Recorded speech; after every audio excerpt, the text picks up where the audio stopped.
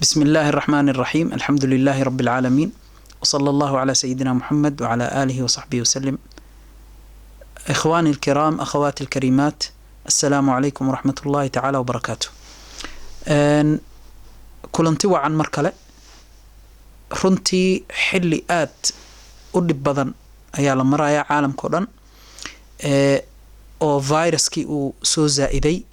oo uu sii faafayo oo weliba uu isku bedelay noocyo kale oo kala duwan. saa daraadeeda caawa insha allahu tacaala waxaan rabnaa inaan waxyar ka taabanno waxyaabaha qofka muslimka zamankan joogo xilligan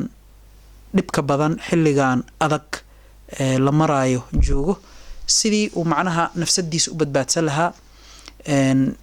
in uu ku dadaalo isxasuusin oo waxaan rabnaa gaaban insha allahu tacaala. waxaan rabnaa horta inaan ogaano haddaan muslim nahay in aan aaminsan nahay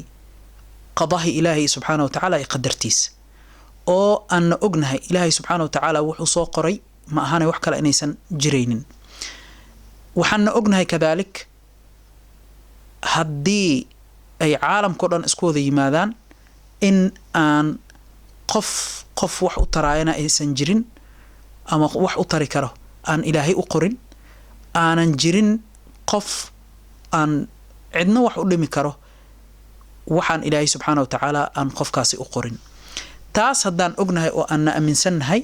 waxaa la rabaa tawakul inaan samayno, inaan ilaahay subxaanahu watacaala tawakulno, aan talada saaranno oo aan ka tagno cabsida khalqiga. maxaa dhacay dhe khalqiga waxaa laga cabsanayaa markii ilaahay subxaanahu watacaala cabsidiisa ay yaraato, laakiinse ilaahay cabsidiisa hadday nagu badan tahay oo aan ogaano in wax walba adduunka ka dhacayo ilaahay subxaanahu watacaala u sababo oo amar ilaahay subxaanahu watacaala la-aantiisii aanan ay waxba ay dhacaynin ama waxba aanan isbedelaynin ama waxba aanan lagu dhimi karin ama waxba aanan lagu tari karin, idan waxaa loo baahan yahay in ilaahay subxaanahu watacaala talada la saarto. tala saarashadaas ayadana waxaa la xiriira oo aanan kala harin in is-ilaalmo la muujiyo oo intiiba la is-ilaalin karo, intiiba la dadaali karo, intiiba maxaan ku iraahdaye wadada badbaadada la qaadi karana in la qaado. maxaa dhacay dhe jirkan waa amaano, nafsadan waa amaano, caafimaadka waa amaano. saa daraadeeda amaanadan saan ku dhoori lahayn inaan ku talagalno, maxaa dhacay dhe waa cibaado oo ilaahay subxaanahu watacaala aan ku caabudayno. intaas markaan kasoo tagno xilligan oo saan dhibka uu jiro, waxaa loo baahan yahay xilligii hore saan ahayn oo ilaahay aan ugu dhoweyn si ka daran inaan ugu dhowaano. taasna tawfiiqda ilaahay subxaanahu watacaala horta lagu helaa, ilaahay tawfiiqda allahna waafajiyo. laakiinse dadaalkana waa keeni karaa haddii qofka uu dadaalo in ilaahay subxaanahu watacaala uu dhawaado. maxaa dhacay dhe waxyaabaha dhacaya aad ujeediin waa calaamadihii saacadda, waa calaamadihii qiyaamaha, isbedello waaweyn inay dhacayaan oo ujeedna adduunka in la wada socdo oo aad dhimashadii ay u badatay, iyada nafteedana waa calaamaad saaca ka mid ah. waa ujeednaa jirooyinkii oo nabiga calayhi salatu wasalaam ka sheekeeyey inay imaanayaan, inay imaadeenna waa ujeednaa. ha noqdo wax bani aadan sameeyey ama ha noqdaano wax oo xag ilaahay subxaanahu watacaala ka ahaadeen. labada dhinacba mar walbaba annaga waxaan aaminsannahay waxaan ilaahay idmin inay dhacaan inaysan dhacaynin, saan hore u sheegnay. saa daraadeeda waxaan rabnaa inaan cibaadadeenni iyo ilaahay u dhawaashadeenni sidii ay noo ahayd inaanan ka gaabsanin, haddaanan wax ku daraynin oo aanan kasii horumarinaynin meeshii ay horey u joogtay. taas waa mid. marka intii furuudda ahayd, maxaa dhacay ilaahay subxaanahu watacaala wuxuu ka jecel yahay intii fardiga ahaa ee uuna soo faray inaan annaga fartoonaano ma laha oo aan ku dhaqanno aan samayno. kun sunno annagoo samayno waxaa ka weyn fardigii annagoo ilaalino. saa daraadeeda horta aan isku dayno istiqaamo inaan nafsadeena ka helno. taas aniga nafsadayda iyo nafsadihiinaba waa ku waanina oo aan shanteena salaad horta aan ku dheganaana. maxaa dhacay dhe nabiga calayhi salatu wasalaam markuu ka sheekeeyey waxyaabaha aakhiru zamaan ee burburaayo ee diinta ka dhammaanayo, wuxuu yiri xukumka ugu horeeyo waxaana ugu dambeeyay salaada.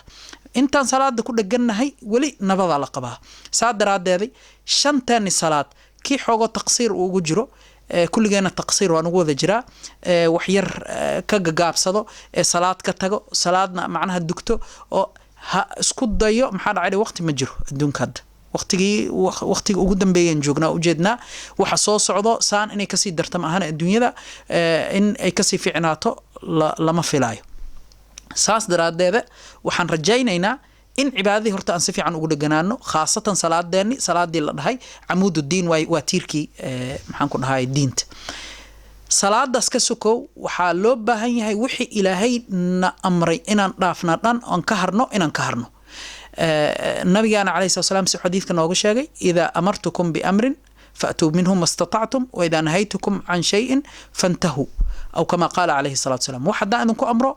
intaan idinku amray intaad ka samay kartaan ka sameeya wax laakiin haddaan idinka nahyo saa idinkaga nahyay uga hara idan wixii uu naga nahiyay nabigeena calayhi salaatu wasalaam inaan fududaysano ma aha waa inaan nafsadda aan isku dayno inaan xakamayno oo aan ka tagno intaas ka soko waxaa noo dheer carabkeena iyo gacanteena inaan ka adkaano maxaa dhacay zamanka ugu dambeeya waxaa calaamadaha ugu waaweyn oo la sheegay waxaa waaye carabkii gacmihii inaanan laga adkaanaynin oo beentina ay badanayso oo dilkana uu badanayo qofka hadduu kelimad uu dhahana waxaa laga yaabaa inuu shirkad ugula yahay dhiig qof hadduu uu dhaho qofkaas in la dilaa istaahila waa istaahil ama waa la dilay haddii la dhaho inuu dhaho waa istaahila ama xataa raadi hadduu ka noqdo qiyaamo waxaa laga yaabaa in loo soo joojiyo seed raalli ugu noqoto isagoo mashriq joogo qofka kale la dilayna maqrib joogo laga yaabaa inuu hadduu raalli ka noqdo dilkiisi oo ilaahay subxaana watacaala agtiisana aan raalli laga ahayn in loo soo joojiyo idan mas-uuliyaddaas qofka mu'minka caaqilka ah mas-uuliyadda noocaas ah ma qaadayo wuxuu isku dayayaa ina carabkiisa u ka dhoorto qalbigiisa u ka dhoorto gacantiisana u ka dhoorto maalka xaaraanta ah aakhiru zamaan in la fududaysto aada u batay maanta waxaa la cunaya 80% waxaan u malaynaya xaaraantaasa u badan dadkiina way iska fududaysteen waxaana laga dhigtayba shay caadi ah oo aanan loo kala fiirsanin xalaal iyo xaaraan saas ay tahayna qofka intii luqmo xaaraan ah calooshiisa ay ku jirto lama ajiibayo ducadiisa waa taa nabiga calayhi salaam uu nooga sheegay xadiidka ma'kaluhu xaraam wa mashrabuhu xaraam wa ghudhiya bilxaraam wa malbasuhu xaraam wa ghudhiya bilxaraam fa anna yustajaabu lah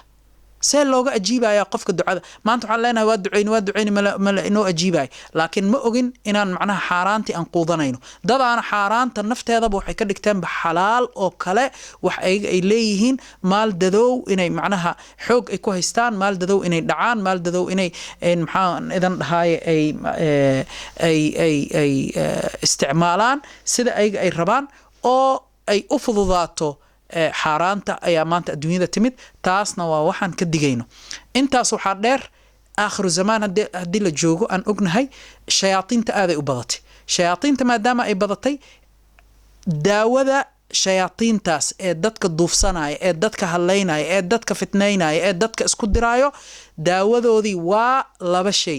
shayga koowaad daawooyin fara badanaa jira laakiin waxaa aasaas u ah laba shay awalan majaalista cilmiga majaalista dikriga inaanan laga tagin walow online ha noqdaano haddaan la isku imaan karin oo la diido dadka inay isku imaadaan ama ay jiro jirto ama jiradii ay faafayso allah naga koriye in xataa online dadka culummada ah ee lagu kalsoon yahay aanan laga go-in ee lagu xirnaado si walbo ee fudud ee loogu xirnaa karo taas waa kow arrinka labaad waa in awraaddii iyo adkaartii la badiyo khaasatan adkaar sabax wa adkaar almasaa anna waxaan ku talinayaa wardiga loo yaqaan alwurd allatiif lilimaam alxadaad subaxdii in la akhriyo maqribkiina in la akhriyo alraatib alshahiir lilimaam alxadaad labadaba waa available internetka waa ka heli kartiin insha allahu tacaala waxaan rajaynaa marka intaas naga dardaara insha allahu tacaala si aanan loo farabaxsanin ama shayaadiinta ay noo duufsanin ilan shaydaanka wax kala celin kara ma lahan ilaa waxaa celin kara dikriga ilaahay subxaana watacaala dikriga ilaahay markii la qaado shaydaanka waa khanaasaa waa gubtaa waa cararaa waa yaraadaa fitnadiisa waa dantaa marka dikriga ilaahay subxaana watacaala oo carabka lagu hayo habeen imaalin laa yazaalu lisaanuka ratban min dikri illaah iyo majaalista cilmigana inaanan laga go-in sababtoo bani aadamka kun jeeraan sheegnay insaan waxa loogu bixiyey waa kasta uu hilmaanka badan yahay hilmaankaasna daawo waxa u ah keliya تذكيرك تذكرك مجالس علمك حضور كودي إلهي سبحانه وتعالى توفيق ذا الله نوافجيه إن حاضرنا مجالس علمك إن ذكرك إلهي سبحانه وتعالى أن دائنه فروض إن نجذنه حارانتنا أنسك إلى لنه دنبك كبائرتنا أن كفوجانه الله توفيق الله نوصي أنت نقدر كرنو نوافل أنا إن نقدر صون كسنين تقميص هالنقضة محنكو إلى هذا صلاة كلا دوان وللدكتور نوافل كأسي صلاة الليل صلاة الضحى يوحي lamid ah iyo quraanki akhriskiisiyo oo la badiyo intaanan la rafcin ilaahay subhanahu wa ta'ala intaas aan ugu ilhaamiyo intaas ilaahay subhanahu wa ta'ala hana tawfiiq Allah nagu waafajiyo annagoo salaamo qabnana adduunkan Allah naga wado cimri dheer caafimaad kadib insha Allah ta'ala fi khayr wa lutf aafiya intaas insha Allah ta'ala iga dardaara caawa wa sallallahu ala sayidina Muhammadin wa alihi wa sahbihi wa sallam walhamdulillahi rabbil alamin.